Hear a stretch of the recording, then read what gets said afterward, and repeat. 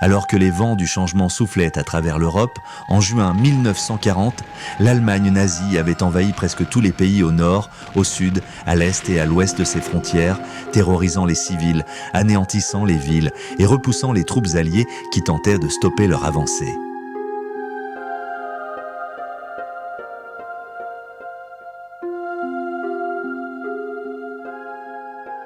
Il semblait que peu de choses se dressaient sur le chemin des nazis et de leur domination totale du continent, et lorsque Adolf Hitler marcha victorieusement dans Paris le 14 juin, le monde ne pouvait rien faire d'autre que de regarder avec un désarroi total.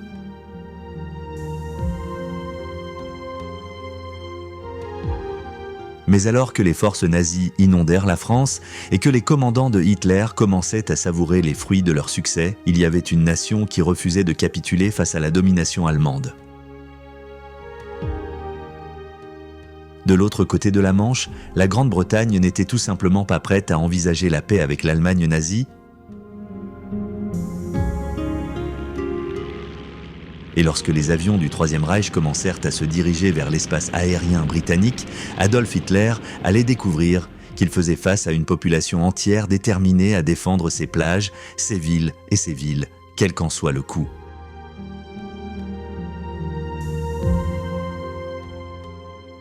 Alors que le Premier ministre britannique, Winston Churchill, exhortait le public à se battre jusqu'à la fin amère, la bataille d'Angleterre commença et la suprématie militaire de Hitler fit face à son plus grand défi à ce jour.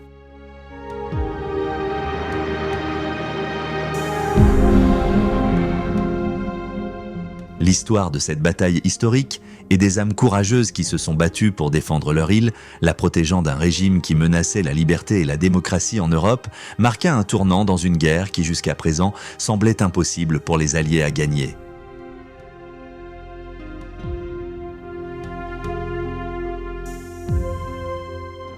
Et alors que l'esprit de Dunkerque restait fort, c'était l'extraordinaire bravoure de ceux qui ont lutté pendant les jours sombres où la Grande-Bretagne se tenait seule, qui sauverait finalement non seulement le Royaume-Uni mais aussi leurs alliés de la force écrasante du Troisième Reich de Hitler.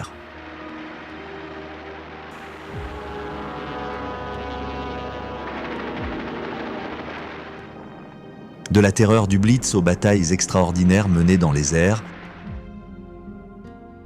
sans oublier bien sûr les événements qui se déroulaient plus loin en Extrême-Orient et dans les déserts d'Afrique du Nord, ce chapitre retracera les premières preuves réelles du monde luttant contre Adolf Hitler et son axe du mal.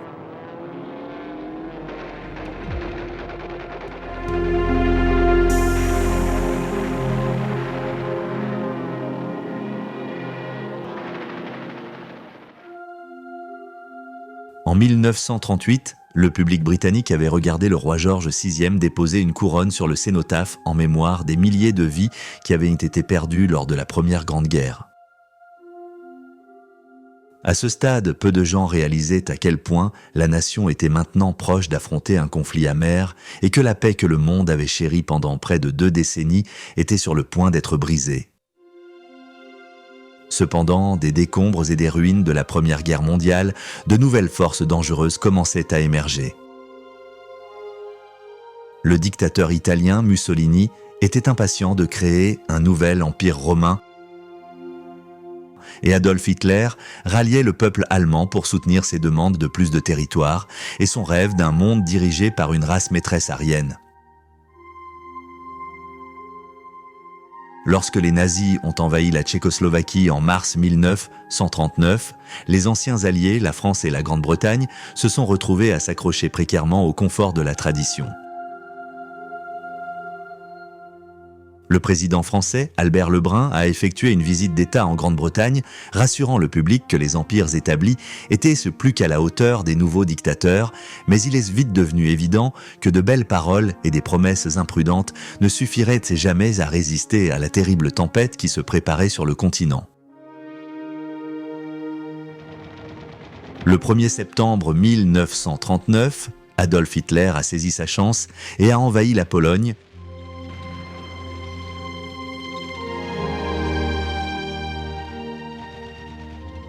et 2 jours plus tard, la Grande-Bretagne, suivie rapidement par la France, a déclaré la guerre à l'Allemagne.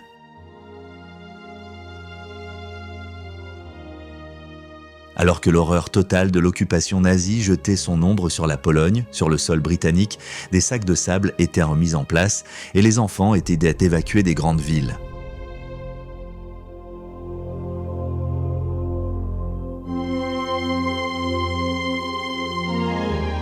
Mais même alors que les sous-marins nazis rôdaient en haute mer, attaquant à volonté, provoquant une pénurie de nourriture, le Premier ministre britannique de l'époque, Neville Chamberlain, espérait toujours trouver une solution pacifique.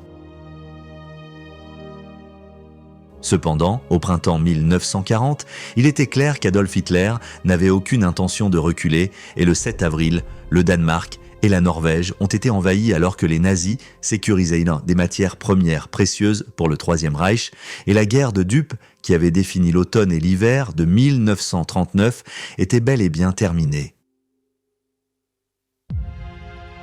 De plus, les Stormtroopers de Hitler ne se sont pas arrêtés en Scandinavie, car le 2 mai, les Pays-Bas ont été attaqués, la France étant la prochaine cible des nazis.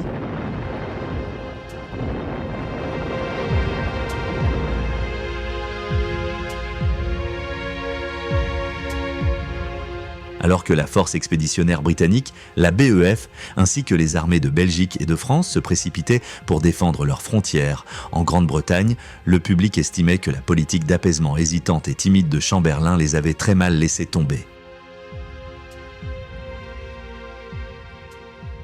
Alors que les nations tombaient, comme des dominos à travers l'Europe, il était évident que la paix n'était pas un mot qui avait sa place dans le vocabulaire de Hitler, et la seule option était de cesser de prendre une ligne défensive et de passer à l'attaque.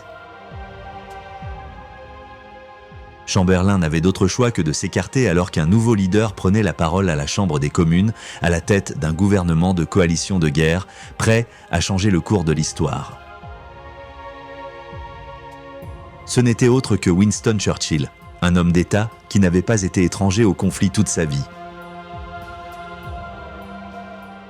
Il était également un descendant de l'un des plus grands commandants militaires que la Grande-Bretagne ait jamais connu, Lord John Churchill, qui avait écrasé les forces du roi de France, Louis XIV, à la bataille de Blenheim en 1704. Winston Churchill, enfant, avait été fasciné par les stratégies de guerre et les manœuvres de bataille et avait fièrement défendu le titre de champion d'escrime de son école.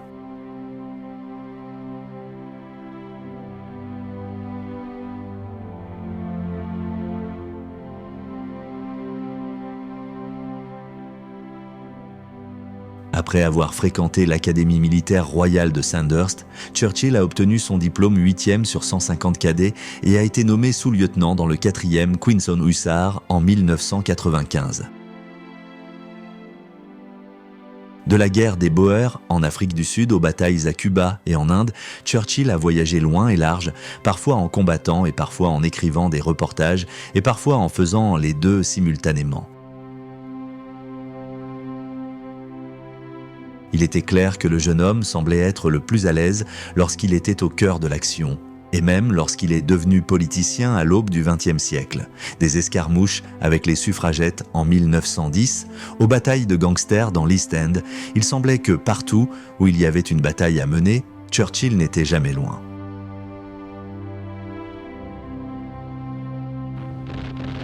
Néanmoins, alors que la Première Guerre mondiale se profilait à l'horizon, les actions de Churchill étaient souvent controversées et pas toujours couronnées de succès.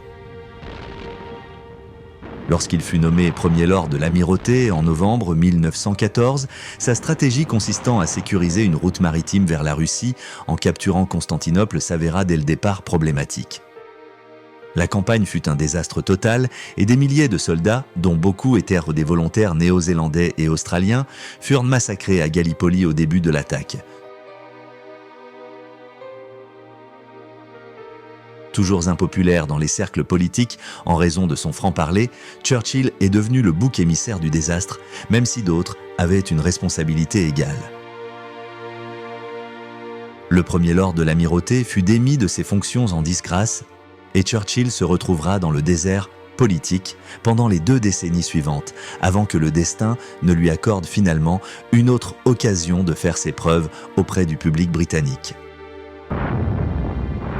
Lorsque la bataille de France commença en mai 1940, Winston Churchill, en tant que nouveau Premier ministre britannique, eut l'occasion de regagner la crédibilité qu'il avait perdue à cause des événements de Gallipoli, et c'était une opportunité qu'il était déterminé à exploiter pleinement.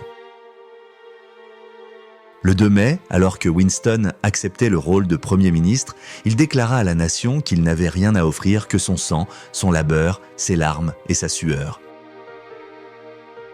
Et que l'intention du nouveau gouvernement était de faire la guerre par voie terrestre, mer et air, combattre de toutes nos forces et de toute la force que Dieu nous a donnée.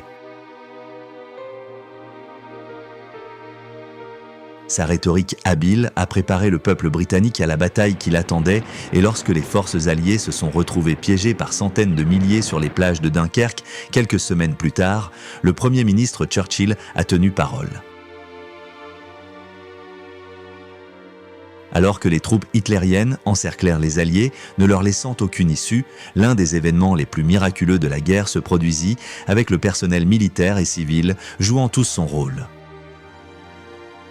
Sous le nez même d'Hitler et de ses généraux, 300 000 soldats alliés ont été évacués des plages du nord de la France par une flottille de navires, de bateaux de pêche et de yachts, ainsi que toutes sortes d'autres embarcations en état de naviguer, et sont rentrés sains et saufs en Grande-Bretagne, prêts à regagner la Grande-Bretagne, se battre un autre jour.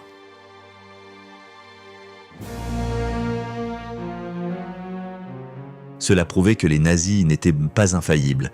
Mais tandis que la Grande-Bretagne célébrait et accueillait ses troupes chez elle, Churchill n'a pas tardé à avertir la nation qu'avec la perte d'une artillerie et d'armes précieuses et leurs alliés français laissés seuls face à l'ennemi, c'était loin d'être un problème. La victoire.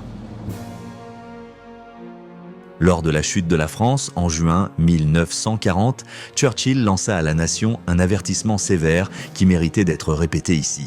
Ce que le général Weygand appelait la bataille de France est terminé. Je pense que la bataille d'Angleterre est sur le point de commencer. C'étaient en effet des paroles sages. La Grande-Bretagne était sur le point de subir les attaques les plus féroces.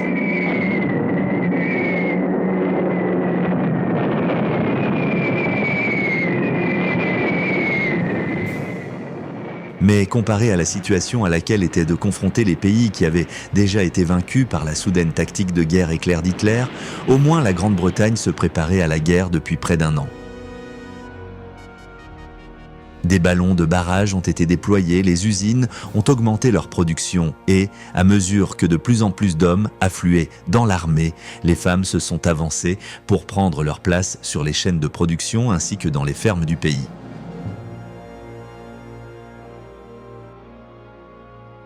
Pendant ce temps, les volontaires du Commonwealth et ceux fuyant les pays désormais occupés par le Troisième Reich commençaient à affluer en Grande-Bretagne, prêts à rejoindre la cause alliée. Alors que toutes les mesures étaient prises pour la défense de la nation, la sécurité était d'une importance primordiale et Churchill, craignant la présence d'espions parmi les étrangers vivant sur le sol britannique, exigea que tous les Allemands, Autrichiens et Italiens soient internés sans procès. Il a demandé Collard de Lot et, à l'été 1940, des milliers d'étrangers avaient été envoyés sur l'île de Man pour vivre dans des chambres d'hôtes et des hôtels qui avaient été encerclés dans des camps. C'était une décision que beaucoup ont critiquée. Et la grande majorité des personnes internées étaient totalement innocentes, mais avec une bataille acharnée à venir, Churchill ne pouvait se permettre de prendre aucun risque. C'était la première des nombreuses mesures controversées qu'il prendrait au cours de la guerre.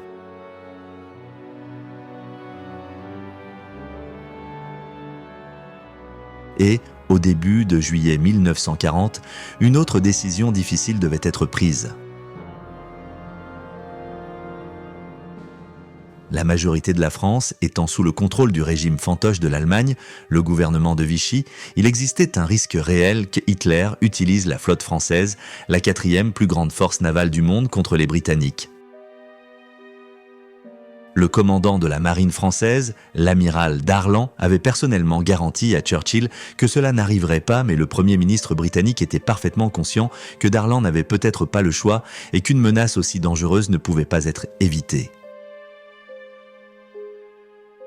Négligé. Méfiant face à la prochaine décision d'Hitler, quelques jours seulement avant le début de la bataille d'Angleterre, Churchill prouva qu'il était déterminé à vaincre le Führer allemand, quel qu'en soit le prix. Nom de code, Opération Catapulte, une flotte de navires de guerre britanniques de Gibraltar a navigué vers l'endroit où était basée la plus grande concentration de la puissance navale française, à Mers el-Kébir, en Algérie française. Leur tâche était de prendre le contrôle de la flotte française et, bien que des tentatives aient été faites pour utiliser la diplomatie pour sécuriser les navires, l'amiral commandant en Algérie a refusé de céder le contrôle aux Britanniques. Sur les instructions de Churchill, la flotte britannique ouvre le feu et 1297 marins français sont tués et plus de 350 sont blessés.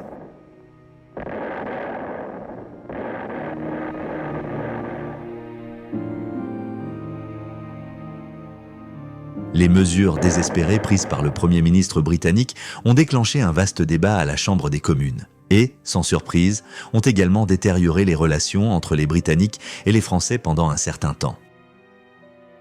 Néanmoins, ce que certains considéraient comme de la cruauté de la part de Churchill a servi d'avertissement sévère à Hitler, lui indiquant qu'il ferait mieux de ne pas sous-estimer les Britanniques. Cela démontrait que la Grande-Bretagne était prête à poursuivre seule la lutte contre la tyrannie nazie si nécessaire, et Churchill déclara plus tard que pour les hauts cercles gouvernementaux aux États-Unis, il n'était plus question de céder la Grande-Bretagne.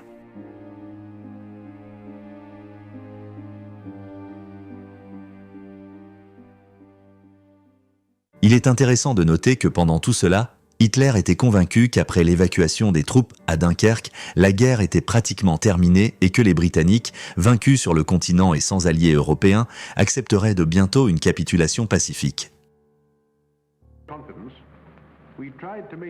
Bien que certains membres du gouvernement de Churchill, notamment le ministre des Affaires étrangères, Lord Halifax, aient été disposés à négocier avec Hitler, le défi de Churchill en Algérie était le signe que la Grande-Bretagne ne se rendrait jamais sans un combat acharné.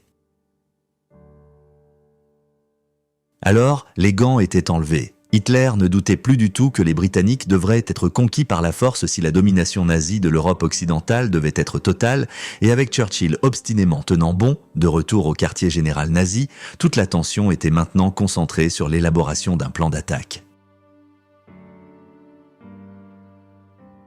Alors que Hitler et ses généraux complotaient, il espérait qu'il ne faudrait pas plus d'un mois pour mettre la Grande-Bretagne au pas, mais ses commandants étaient les très méfiants des problèmes à venir. Envahir une île était une proposition très différente de celle de déferler à travers une frontière avec des chars.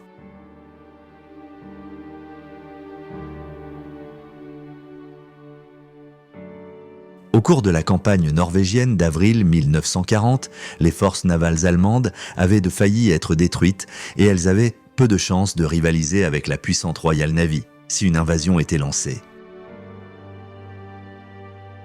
Le grand amiral Erich Raeder a informé son Führer qu'envahir la Grande-Bretagne ne pourrait être envisagé qu'en dernier recours et seulement alors si la Luftwaffe avait neutralisé la RAF pour donner à l'Allemagne la suprématie dans les airs.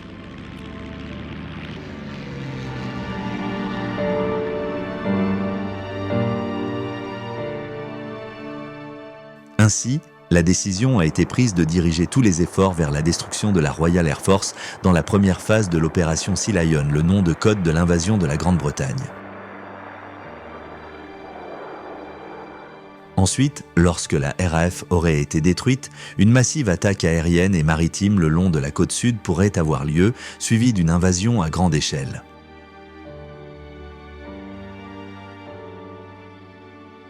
« 100 000 soldats, accompagnés de la force de terreur de Heinrich Himmler, les SS, déferleraient sur la Grande-Bretagne avec l'ordre de détruire toute opposition. La responsabilité qui incombait maintenant à la RAF était immense. Et malgré le fait qu'elle soit la plus ancienne force aérienne indépendante du monde, fondée en 1918, la politique d'apaisement qui avait prévalu pendant les années 30 avait fait qu'elle était loin d'être aussi préparée pour la guerre que la Luftwaffe allemande.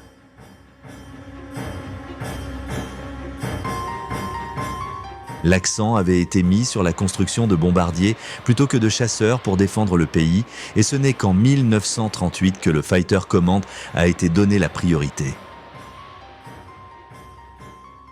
Le maréchal en chef de l'Air Dowding, à la tête du Fighter Command britannique depuis sa création en 1936, avait très peu de temps pour se préparer à la bataille qui l'attendait. La principale faiblesse de la RAF était un manque de pilotes expérimentés, surtout après la bataille de France et les pertes subies lors de l'évacuation de Dunkerque.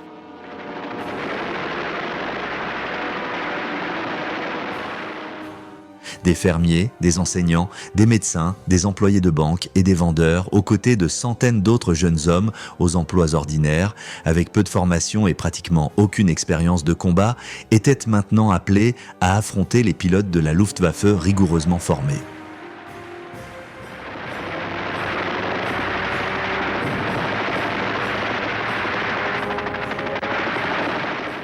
Néanmoins, ils étaient dirigés par des commandants expérimentés qui savaient certainement ce qui était nécessaire.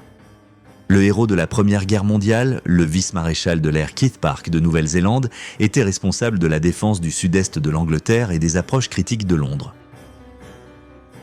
Le groupe numéro 11 de Park supporterait le plus gros des attaques, tandis que le vice-maréchal de l'air Trafford, Leigh Mallory, commandait le groupe numéro 12, couvrant les Midlands et l'East Anglia, jouant un rôle tout aussi vital. La principale attaque allemande est venue de 2 flottes aériennes de la Luftwaffe, commandées par les maréchaux de camp Albert Kesselring et Hugo Sperle. Cependant, bien que la Luftwaffe ait eu beaucoup plus d'avions et de pilotes expérimentés que leurs homologues britanniques, l'issue était loin d'être une conclusion préétablie.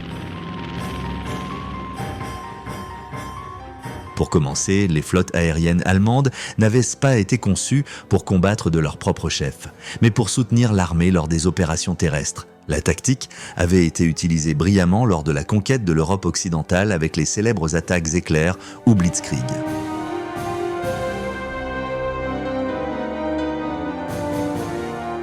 Mais être donné la responsabilité totale d'une bataille était une énorme entreprise pour la Luftwaffe. La bataille d'Angleterre a été la première campagne à être menée uniquement dans les airs et toutes les règles d'engagement précédentes ne s'appliquaient plus. De même, les Allemands étaient également confrontés au désavantage majeur de mener une bataille loin de leur base d'origine, leur laissant peu de temps à passer dans les cieux au-dessus de la Grande-Bretagne avec le ravitaillement en carburant.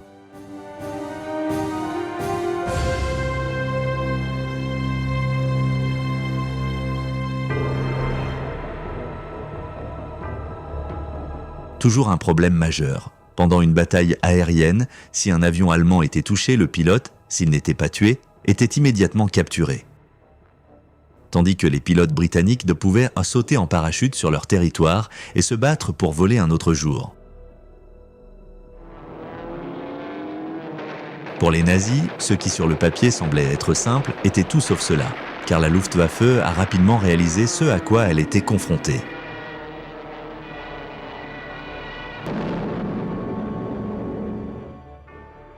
Il y avait eu des raids aériens allemands sur la Grande-Bretagne depuis 1939, mais rien à cette échelle. Les bombardiers de la Luftwaffe avaient été abattus au-dessus du Firth of Forth et de Scapa Flow à la mi-novembre 1939 et lors d'autres attaques au Nouvel An.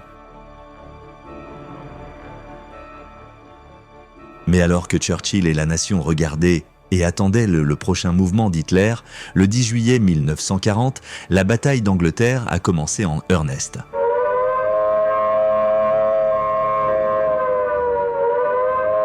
Vague après vague de bombardiers nazis escortés par des chasseurs se dirigeaient vers les navires et les ports du sud de l'Angleterre. Malgré leur nette infériorité numérique, 5 escadrons de Hurricanes et de Spitfire se sont levés des pistes et ont pris les airs pour défier les avions modernes et de pointe de l'Allemagne.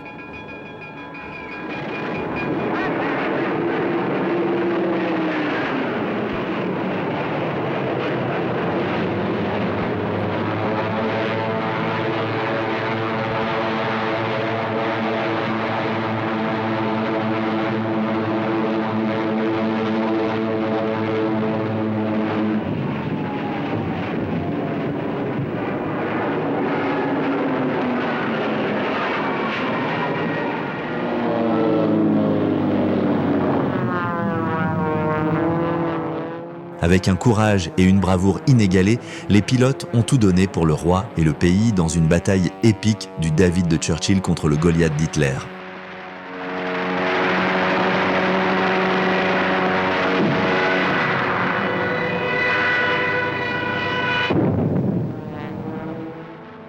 Incroyablement, les Allemands ont perdu 2 fois plus d'avions que les Britanniques et contrairement à la croyance d'Hitler qu'il ne faudrait pas plus de 4 jours pour vaincre la RAF, la Luftwaffe a rapidement découvert qu'elle avait une grande bataille sur les bras. Non seulement ils étaient confrontés à la bravoure et à la détermination des pilotes ennemis, mais les Britanniques disposaient également d'une technologie révolutionnaire top secrète qui contribuerait de manière significative à l'issue de la bataille.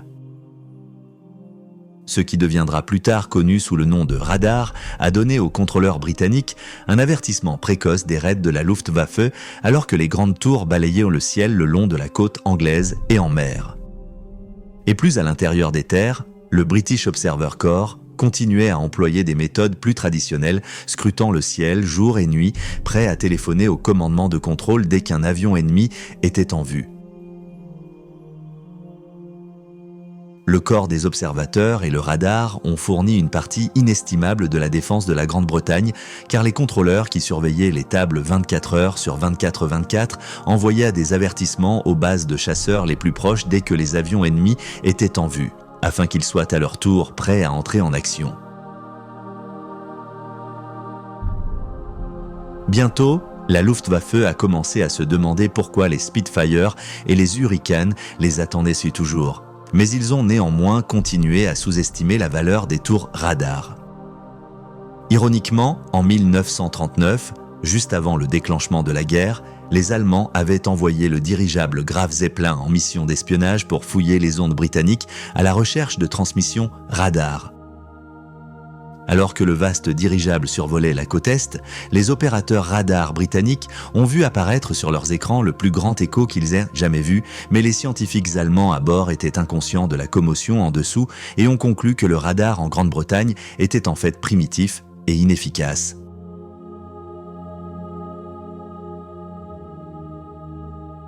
Alors que le dirigeable revenait vers la patrie, le radar n'était pas la seule chose que le renseignement allemand avait échoué à détecter.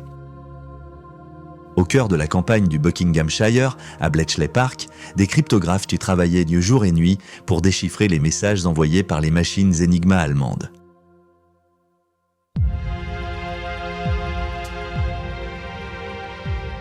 Les nazis transmettaient leurs informations les plus secrètes et tactiques, codées par Enigma, et le projet Ultra était dédié au déchiffrement des messages. Finalement, l'ultra-intelligence est devenue si réussie que les Britanniques ont dû rationner son utilisation pour éviter de saper la confiance des nazis dans leur machine Enigma. Les Allemands ne découvriront l'étendue à laquelle les cryptographes polonais et britanniques avaient brisé les codes Enigma qu'après la guerre. Mais pendant que l'ultra-intelligence aidait la bataille sur le front intérieur, plus loin, il y avait des menaces auxquelles Ultra ne pouvait pas être d'une quelconque aide. Avec les restes de l'empire de la reine Victoria, les Britanniques avaient encore des colonies dans tous les coins du globe, ayant autrefois été le plus grand empire formel que le monde ait jamais connu, avec son pouvoir et son influence s'étendant loin et large. Alors que l'Axe resserrait son étau, les avant-postes de l'Empire, de l'Extrême-Orient, au désert de l'Afrique du Nord, ainsi que le territoire en Méditerranée, étaient tous menacés. En conséquence, la Grande-Bretagne avait beaucoup plus que le front intérieur à craindre. De l'autre côté du globe, le Japon attendait depuis longtemps l'occasion de créer un empire, à l'échelle des grands dominions britanniques et français. Jusqu'à présent, l'attention de Tokyo s'était portée sur la Chine, et depuis 1937, les armées japonaises s'enfoncèrent de plus en plus profondément sur son territoire, s'emparant de terres et de villes, terrorisant la population civile.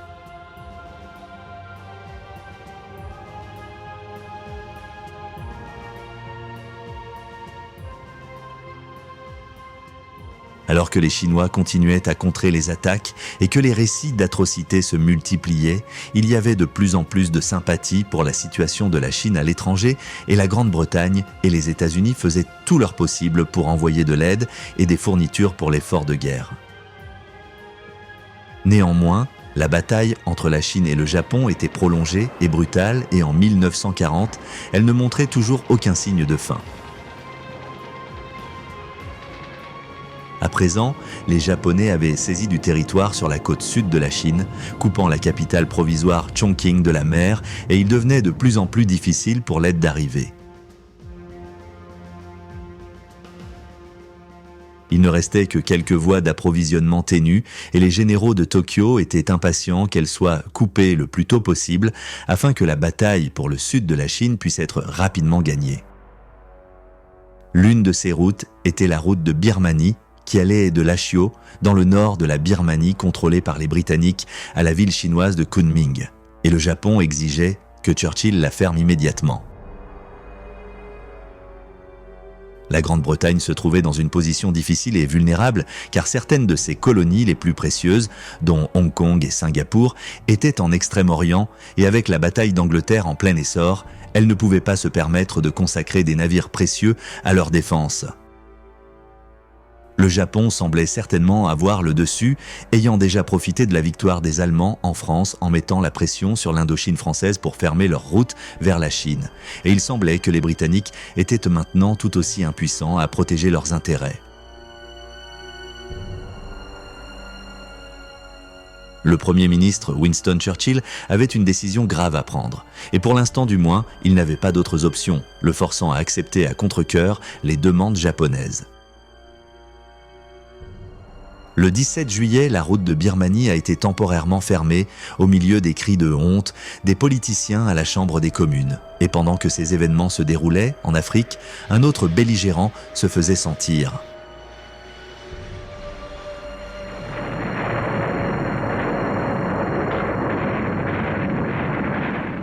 Le dictateur italien et allié de l'Allemagne nazie, Benito Mussolini, était désireux d'agrandir le territoire italien et avait déjà commencé la tâche de créer un nouvel empire italien.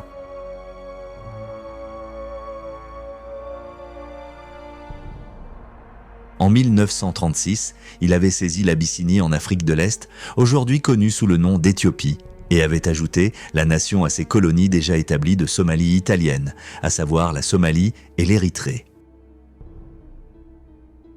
En Afrique du Nord, les Italiens détenèrent déjà la Libye, et Mussolini prévoyait maintenant de capturer les précieux ports de l'Égypte et du canal de Suez, afin de relier ses forces en Libye à celles de l'Afrique de l'Est italienne. La Grande-Bretagne était dans une meilleure position en Afrique qu'en Extrême-Orient, cependant, et était déjà une longueur d'avance. Lorsque Mussolini a déclaré la guerre à la Grande-Bretagne après l'évacuation de Dunkerque, 30 000 soldats alliés ont fait irruption en Libye le 14 juin, signalant le début de la campagne d'Afrique du Nord.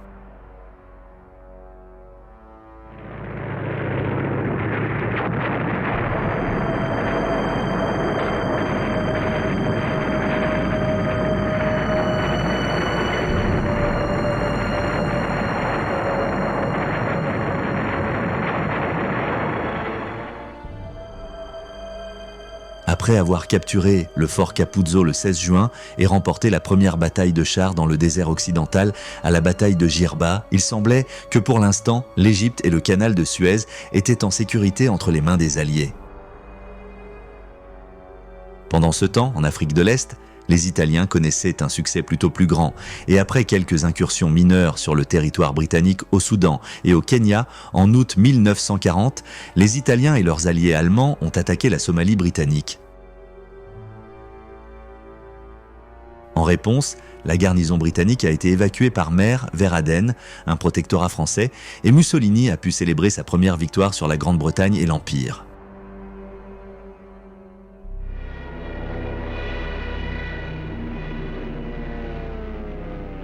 Alors que la Luftwaffe continuait son bombardement de la Grande-Bretagne, Adolf Hitler avait également un œil sur les colonies britanniques. L'île de Gibraltar était sous le contrôle britannique depuis le XVIIIe siècle et jouait un rôle vital à la fois dans le théâtre de l'Atlantique et de la Méditerranée, contrôlant pratiquement tout le trafic naval entrant et sortant de la mer Méditerranée depuis l'océan Atlantique.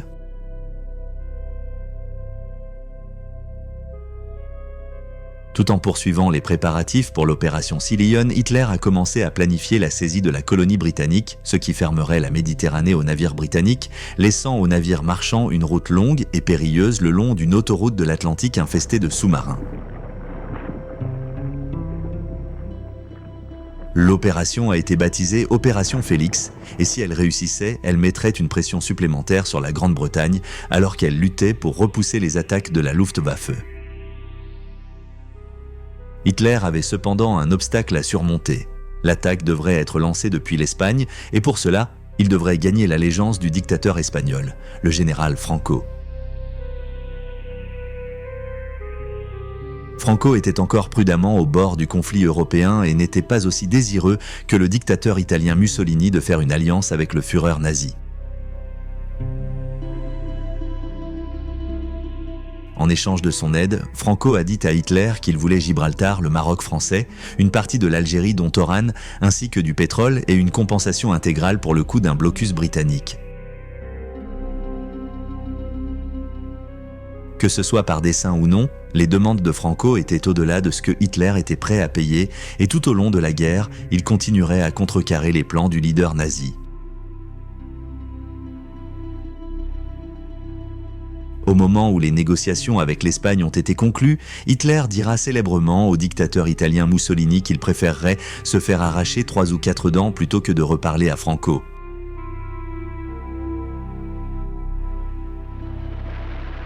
Incapable d'utiliser Gibraltar pour créer son blocus et toujours incapable de mettre fin rapidement à la bataille d'Angleterre alors que de plus en plus d'avions de la Luftwaffe étaient abattus, Hitler a maintenant décidé d'intensifier l'attaque. Il était temps de rassembler toutes les forces qu'il pouvait mobiliser pour anéantir la RAF et les défenses aériennes de la nation pour briser l'esprit britannique une fois pour toutes. Le 1er août 1940, Hitler ordonna au ministre allemand de l'aviation, Hermann Göring, de mobiliser toute la puissance de la Luftwaffe pour vaincre la RAF dans les plus brefs délais afin que les préparatifs de l'opération Sea Lion puissent être achevés.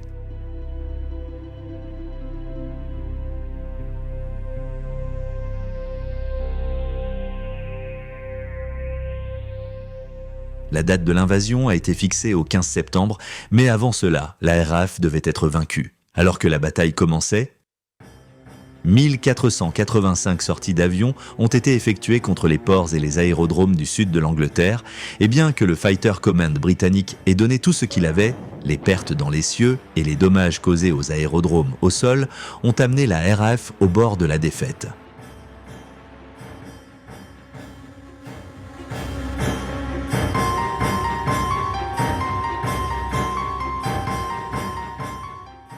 N'ayant d'autre choix que de voler de jour comme de nuit, les pilotes britanniques étaient épuisés et alors que les bombes continuèrent de tomber, une victoire nazie semblait imminente. Le 16 août, alors que la bataille faisait rage, Winston Churchill visita la salle des opérations du groupe numéro 11 et fut profondément ému par la valeur des jeunes hommes qui se battaient dans les cieux. Il était tellement submergé par l'émotion qu'il pouvait à peine parler, mais les mots qu'il prononça deviendraient la base de son discours à la Chambre des communes 4 jours plus tard, lorsqu'il loua la bravoure de la RAF.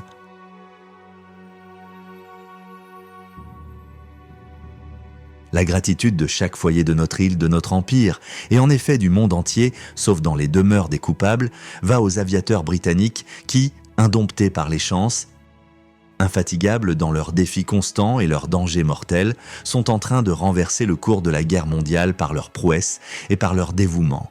Jamais dans le champ de conflits humains autant n'a été dû par tant à si peu.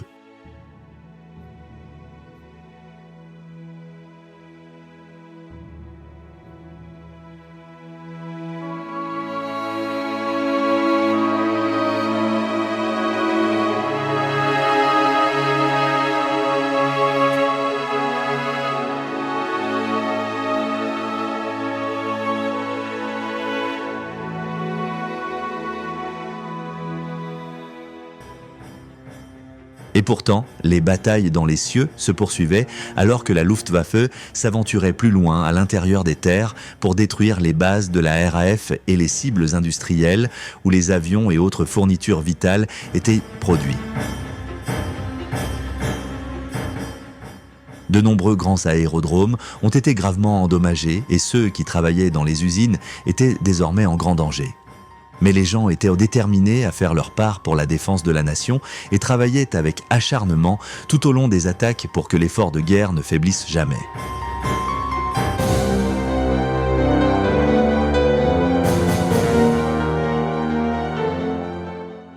Pendant ce temps, de plus en plus de pilotes polonais rejoignaient la RAF pour aider à la lutte contre les nazis. Le 303e escadron abattrait célèbrement plus d'avions ennemis que tout autre escadron pendant la bataille d'Angleterre. Mais malgré la résilience des hommes qui se battaient dans les cieux et l'effort immense de tous ceux qui travaillaient jour et nuit pour les soutenir, les marges commençaient à se réduire et le Fighter Command commençait à avoir du mal.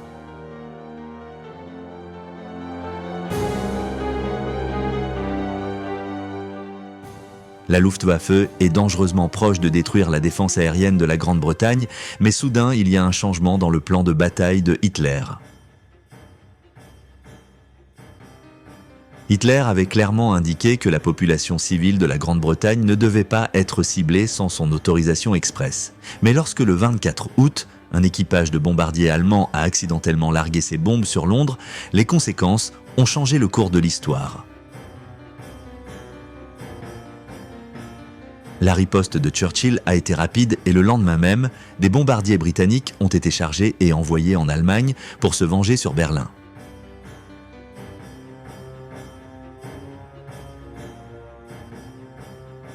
Malgré les faibles dégâts infligés à Berlin lors des raids aériens, l'effet psychologique sur le peuple allemand a été dramatique.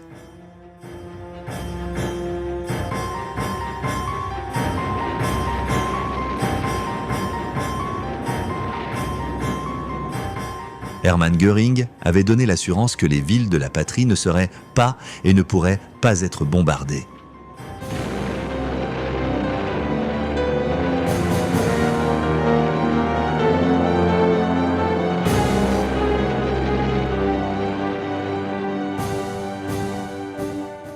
Mais c'était une promesse qu'il ne pouvait manifestement pas tenir.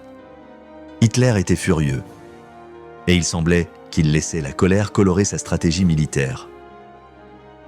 Le Führer était déterminé à venger l'attaque contre l'Allemagne et à ordonner que le bombardement soit désormais concentré avec effet immédiat sur les villes britanniques plutôt que sur le Fighter Command et ses aérodromes.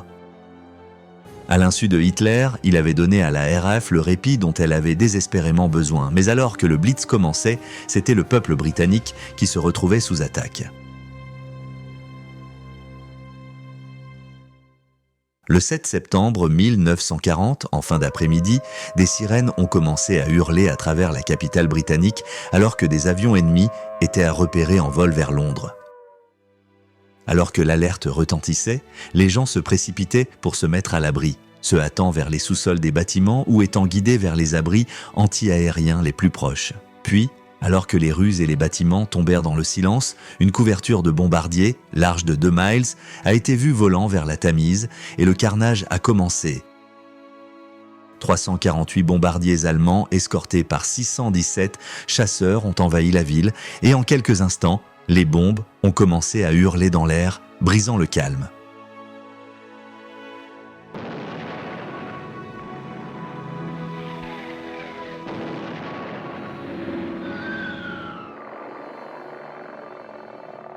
Les pilotes de la RAF qui ont volé pour défendre la capitale ont été submergés alors que, selon les mots d'un chef d'escadron, le ciel est devenu un chaudron bouillonnant d'avions. Londres a été plongé dans un chaos total. Mais alors que les explosions continuaient, le cabinet de guerre de Churchill avait des préoccupations encore plus graves. Des vols de reconnaissance au-dessus des ports de la Manche, du Havre à Calais, avaient montré une accumulation substantielle de barges la même semaine, et avec la Lune favorisant un atterrissage cette nuit-là, il semblait de plus en plus probable que l'invasion de la Grande-Bretagne allait avoir lieu. Alors que le Blitz commençait, la décision a été prise d'émettre le mot de code Cromwell à l'échelle nationale, ce qui signifiait que l'invasion était imminente. Les divisions côtières avancées ont été mises en alerte dans tout le pays, et les sites d'artillerie côtière ont été occupés, alors que ceux qui étaient chargés de la défense du royaume revêtaient des casques d'acier et attendaient la première vue de l'ennemi. Les unités de la garde nationale ont occupé leur blockhouse, mais la panique a commencé à s'installer. Et certains ont commencé à sonner les cloches des églises, croyant que les nazis avaient déjà débarqué. Alors que le son des cloches, silencieuses depuis le début de la bataille de Grande-Bretagne, commençait à résonner à travers le pays, la menace nazie semblait soudainement très réelle et véritablement terrifiante. De retour à Londres, à 18h, la première vague de bombardiers ayant infligé leur coup mortel est partie. Mais 2 heures plus tard, alors que les pompiers luttaient contre les incendies qui faisaient rage dans toute la ville, un deuxième groupe de 133 assaillants, guidés par les flammes de Londres en feu, a continué l'assaut toute la nuit.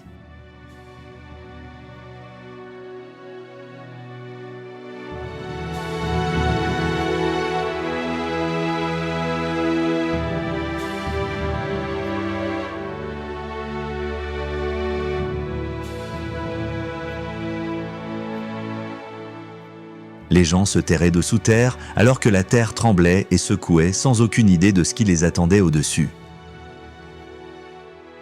La deuxième attaque a duré jusqu'à 4h30 du matin et à l'aube, lorsque les gens ont commencé à sortir de leurs abris, beaucoup ont été accueillis par des scènes de dévastation totale.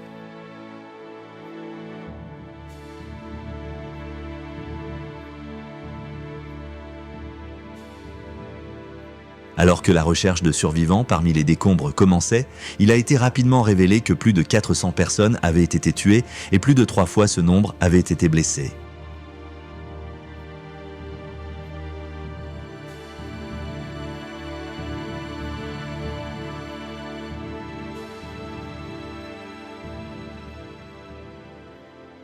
Cependant, malgré les tragédies humaines pour les habitants de Londres, à la grande soulagement de ceux qui surveillaient la côte, il n'y avait toujours aucun signe des barges nazies et il était clair que pour le moment du moins, l'opération Sea Lion n'avait pas encore été lancée. Puis, dans le vrai style britannique, alors que la poussière commençait à retomber, le rôti du dimanche était cuit. Que ce soit à la maison ou dans le four d'un voisin, le thé était infusé et le moral ne fléchissait pas. Pendant ce temps, une émission de radio classique de Churchill louait l'esprit de combat des Londoniens alors qu'ils survivaient aux premiers jours et nuits terribles du Blitz, annonçant que les tactiques d'intimidation de Hitler ne briseraient jamais la détermination britannique. Pendant les 57 jours suivants consécutivement, Londres a été bombardée soit pendant la journée, soit pendant la nuit, et les incendies ont fait rage sans relâche.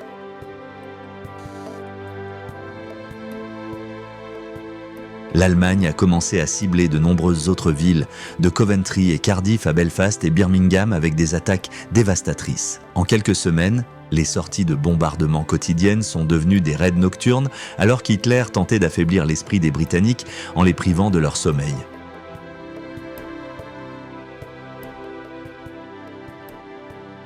Mais alors que l'assaut se poursuivait, les Britanniques ripostaient de toutes les manières possibles.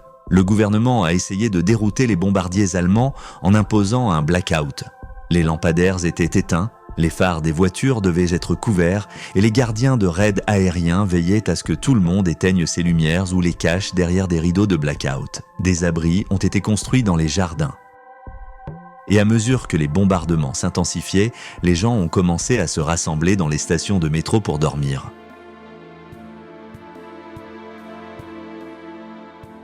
Alors que la guerre se poursuivait, des communautés entières ont commencé à développer un sens extraordinairement fort d'unité.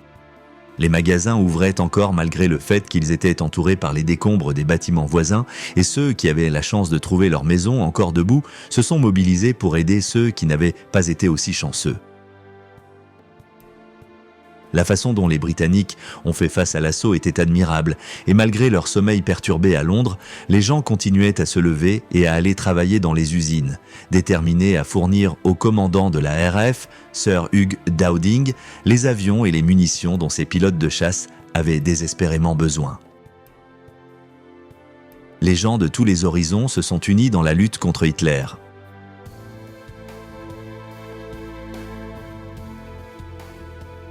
Malgré les craintes pour leur sécurité, le roi et la reine étaient déterminés à rester à Buckingham Palace, montrant leur solidarité avec le peuple britannique. Ils ont même voyagé à travers le pays pour stimuler le moral et consoler ceux qui avaient perdu des maisons et des êtres chers. Buckingham Palace a subi pas moins de 9 impacts directs pendant la guerre, mais une fois que le palais a été bombardé, la reine a dit qu'elle pouvait enfin regarder les gens de l'East End dans les yeux. Et plutôt que de briser le moral de la nation, l'attaque directe contre la monarchie a eu tout l'effet contraire. Les Britanniques étaient encouragés par le fait que leur famille royale partageait leurs souffrances et le royaume était uni.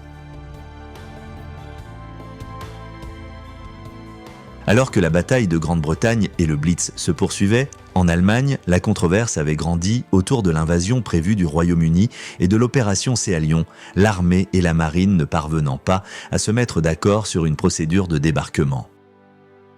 La foi d'Hitler dans le plan semblait vaciller et la date de l'invasion a été reportée du 15 septembre à plus tard dans le mois. Même ainsi, le 15 septembre, Göring a lancé sa dernière offensive majeure pour détruire le commandement des chasseurs de la RAF. Cependant, avec l'aide de l'Ultra-Intelligence, la RAF a été prévenue de l'attaque et au final, la Luftwaffe a perdu 60 avions contre 28 pour la RAF.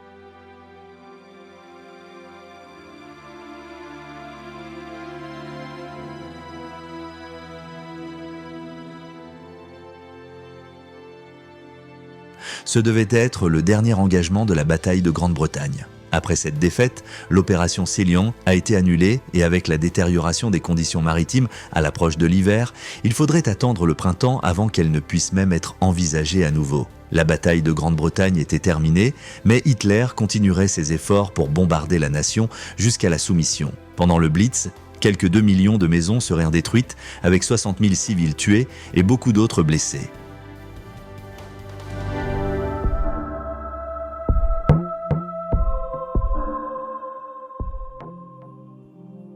Ailleurs dans le monde, la menace du fascisme et de la tyrannie se propageait à un rythme alarmant. Le 13 septembre, Mussolini avait relancé ses plans d'invasion en Afrique du Nord et ordonné à la 10e armée italienne d'avancer sur l'Égypte. En 2 semaines, de l'autre côté du globe, les Japonais avaient envahi l'Indochine française et étaient prêts à conclure une alliance formelle avec l'Allemagne nazie. Le 27 septembre 1940, les puissances de l'Axe se sont unies à Berlin lorsque le Japon a signé le pacte tripartite, rejoignant l'Allemagne et l'Italie dans la lutte contre les forces alliées. Hitler, qui prévoyait déjà de renier son pacte de non-agression avec l'Union soviétique, n'avait pas invité Staline. La Russie était destinée à devenir une autre cible dans la conquête d'Hitler pour la domination mondiale, mais pour le moment, vaincre les Britanniques restait son principal objectif.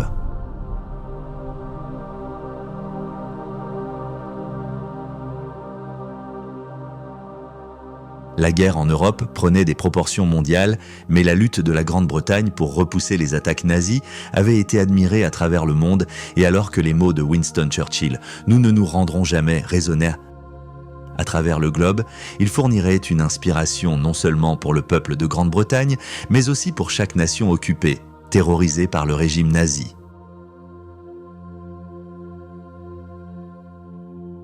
Cependant, les Britanniques n'auraient pas à rester seuls beaucoup plus longtemps, car les conséquences du pacte tripartite d'Hitler amèneraient directement les Américains dans le conflit, faisant enfin des alliés une véritable force avec laquelle il faut compter.